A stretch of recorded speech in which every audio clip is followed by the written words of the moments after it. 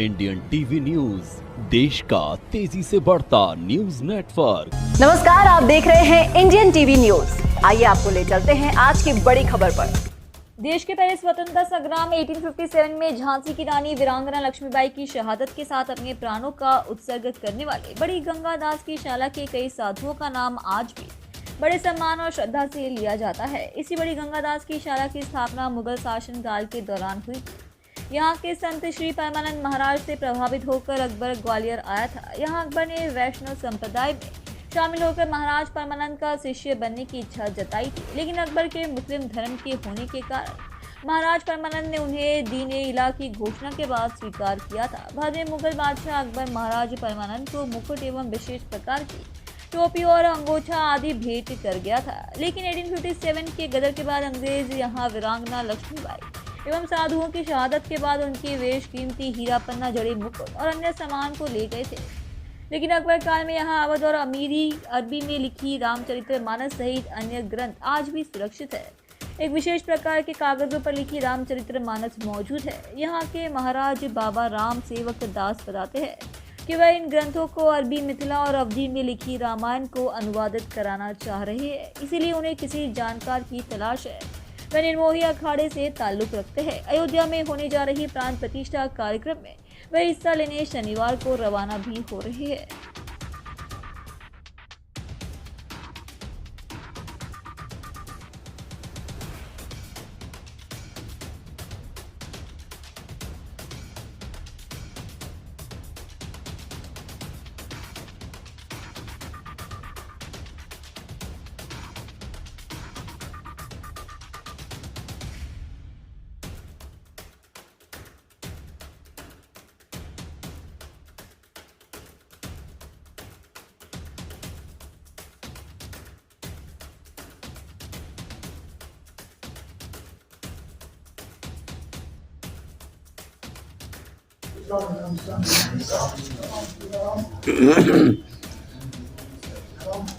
अब तो उस समय की सब भाषाओं में सब चीजें हैं। हमारे इतने अच्छे अच्छे विद्वान संत हुए, उन्होंने अपने हाथ से लिखी है। आज भी ऐसे चमक रहे जैसे मान में आज कल ही लिखी हो।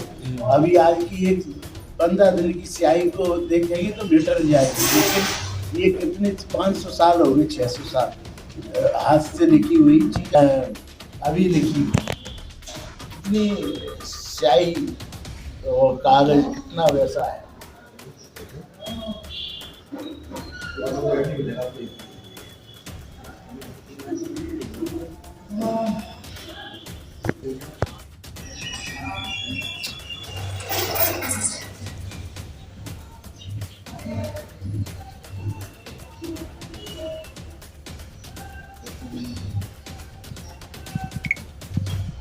एक हाथ पन्ना पलटा था महाराज, पलटो महाराज।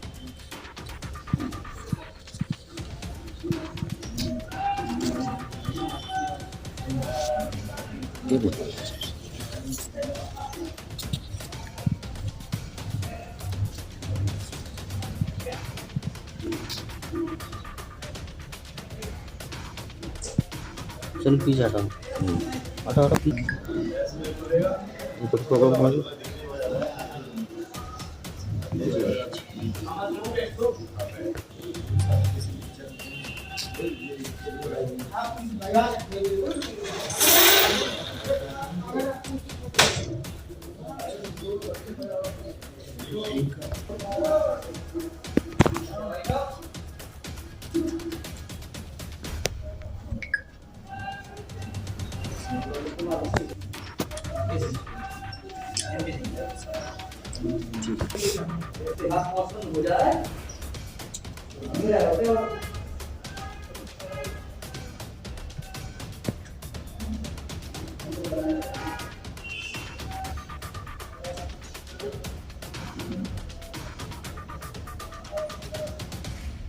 कितने दिन सर्दी बाहर हो गई हैं? कितने दिन की सर्दी हो रही। अरे सर्दी तो रहेगी, ये पूरा सही बात है।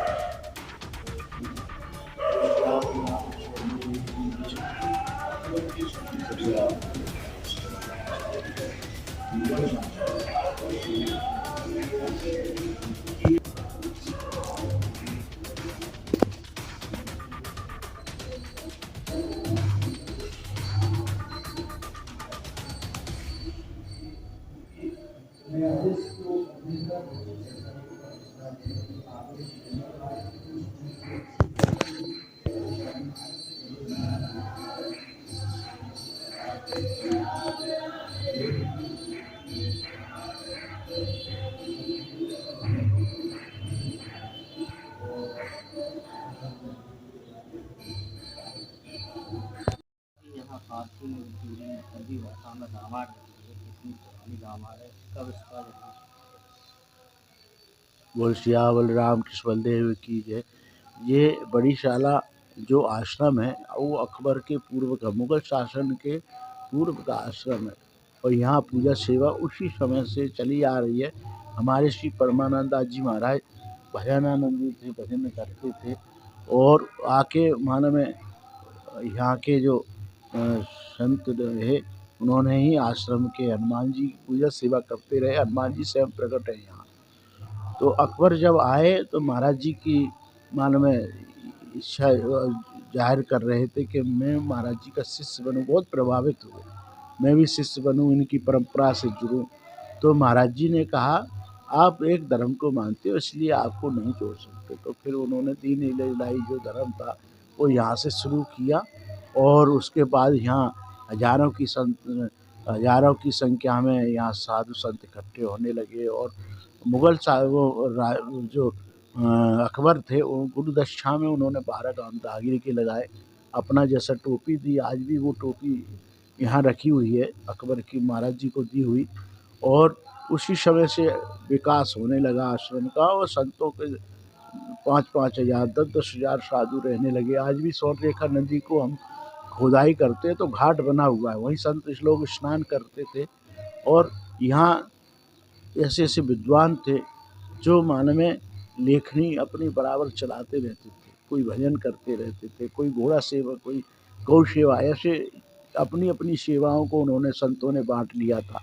उन्हीं संतों की ये अरबी भाषा में लिखी हुई रामचरितमानस है और कई ग्रंथ लिखे हैं। उनको कोई मैं कोशिश में लगा हूँ कि कोई अरबी भाषा का कोई विद्वान मिल जाए तो उनसे पढ़ के उन ग्रंथों को, और ये पेज इधर उधर हो गए तो उनसे जोड़ने के लिए मैं कोशिश में लगा हूँ, कोई मिल जाता है तो। और उसी समय की ये रामचरितमानस अकबर के समय के जो मान में, तो सोच लीजिए अकबर 15 ईस्वी में थे, कितनी में ये नहीं है मेरे को।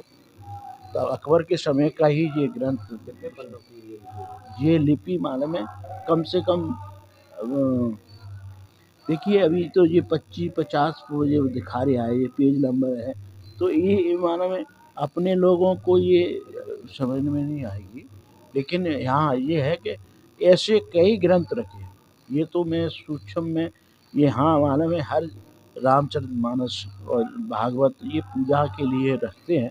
तो यहाँ पूजा में माना में ये रखी हुई हैं, लेकिन ग्रंथ और भी हैं जो कि किसी के रामचरितमानस पे और हनुमान जी पे कई अपने उपनिषदों पे भी लिखा है उन्होंने, तो वो लिखे हुए रखे हुए हैं। लेकिन ये अभी ये रामचरितमानस की जो पेज है हम देख रहे हैं कि आज भी जो ऐसा मोती जैसे चमक रहे हैं, जो किस 500 साल पुरानी लेखनी से लिखे हुए आज भी ऐसे चमक रहे हैं जैसे कल की लिखी हुई पद्धति है। कल मैं श्री अयोध्या धाम जाऊंगा और मैं निर्भय अखाड़े से हूं, तो निर्भय अखाड़े से भी हम लोग 15 पंच हैं। हमने मालूम है यहाँ से तहसील से लेके हाईकोर्ट से सुप्रीम कोर्ट तक केस लड़ा। तो हम लोगों को बड़ा उत्साह है कि हमारे जीवन काल में भगवान की स्थापना हो रही है और मंदिर भव्य बन गया है।